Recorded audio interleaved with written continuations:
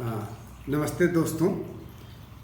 अक्सर हम लोग देखा करते हैं कि शारीरिक रूप से, मानसिक रूप से हम परेशान रहते हैं और उसके लिए तरह तरह की दवाइयाँ डॉक्टर्स के इलाज कराने के लिए तरह तरह डिफरेंट लोगों के पास जाया करते हैं और फिर एक दवा खाते हैं, दूसरी दवा की आवश्यकता पड़ जाती है, दूसरी दवा खाते हैं, तीसरी दवा की आवश्यकता पड़ जाती है। तो हम आज इसी विषय पर चर्चा करेंगे कि इसको हम योग के द्वारा और अपने अध्यात्म के द्वारा हम कैसे इससे मुक्ति पाएँ, अपने रोगों से मुक्ति पाएँ।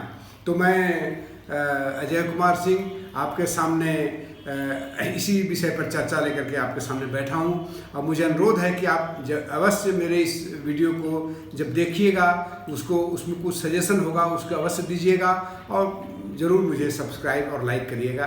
तो मैं अपने विषय को आगे बढ़ाते हुए मैं आपके सामने प्रस्तुत करता हूँ कि शरीर की बीमारियाँ जितनी हों वो जिसको आध्यात्मिक बीमारी बोला जाता है, ये शारीरिक बीमारी वात, पित्त और कफ के इम्बैलेंस से होता है।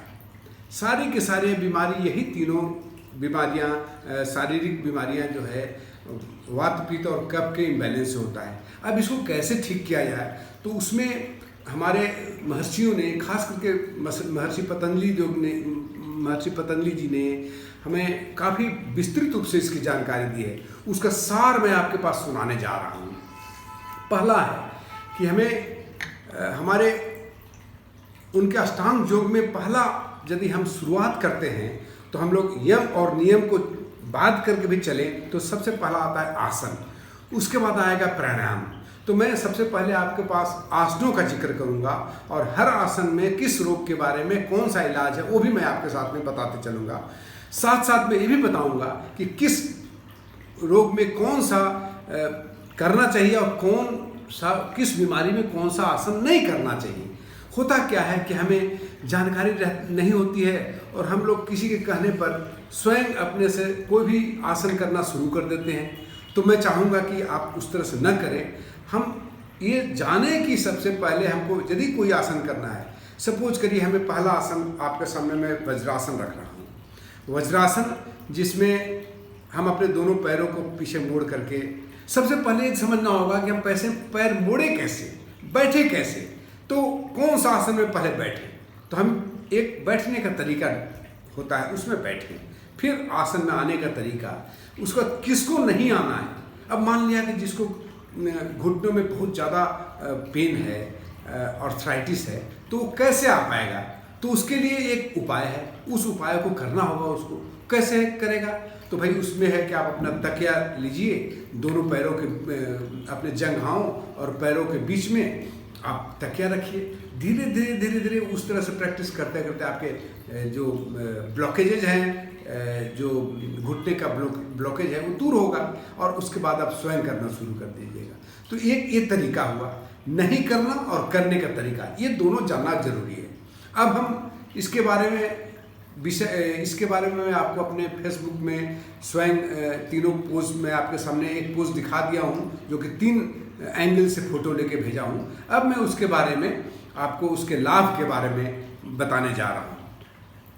तो इसका देखिए, सबसे पहला लाभ ये है कि ये एक अकेला ऐसा आसन है जिसको आप खाना खाने के बाद कर सकते हैं और खाने के बाद इससे इस आसन को करने से आपका डाइजेशन में अभूतपूर्व लाभ मिलता है। इसके पीछे साइंटिफिक रीजन है। मैं जब भी कोई चीज़ बताऊंगा आपके सामने तो मैं उसका एक रीज़न बताते हुए चलूँगा कि ऐसा क्यों होता है। तो जब हम लोग नॉर्मल बैठते हैं किसी भी तरह से, तो ब्लड सर्कुलेशन हमारे पैरों में ज़्यादा होता है बनिस्बत के दूसरे अंगों से, क्योंकि सबसे नीचे होता है पैर।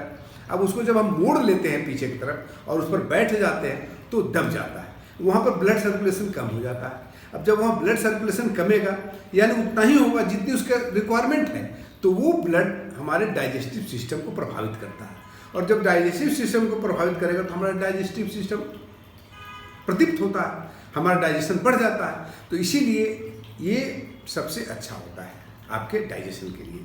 दूसरा, आपको शरीर स्ट्रेट रखना है। इसमें आप जब भी बैठे तो कमर, शरीर यानी रीढ़ की हड्डी और गर्दन, ये तीनों एक सीधे में होना चाहिए। जब ये एक सीध में रहेगा तो आपका प्राण का फ्लो मूलाधार चक्र से आपको सहस्त्रार तक आराम से फ्लो करता है। और जब भी आप करने जाए श्वास ले, तो आप जब लेते जाएं तो समझे कि आपका मूलाधार से श्वास ऊपर की तरफ जा रहा है, आज्ञा चक्र तरफ, और जब छोड़ रहे हैं तो आज्ञा चक्र से मूलाधार की तरफ। तो इस तरह से आपका पूरा सुषुम्ना नाड़ी जागृत होने की पूरी इसमें क्षमता रखती है। तो मैं आगे की चर्चा और फिर अगले वीडियो में करूंगा। बस मैं इतना ही। धन्यवाद, जय हिंद। और मुझे उम्मीद है कि आपको ये वीडियो पसंद आया होगा और इसके बारे में आप जरूर सब्सक्राइब करिएगा और मुझे फीडबैक दीजिएगा। जय हिंद, धन्यवाद।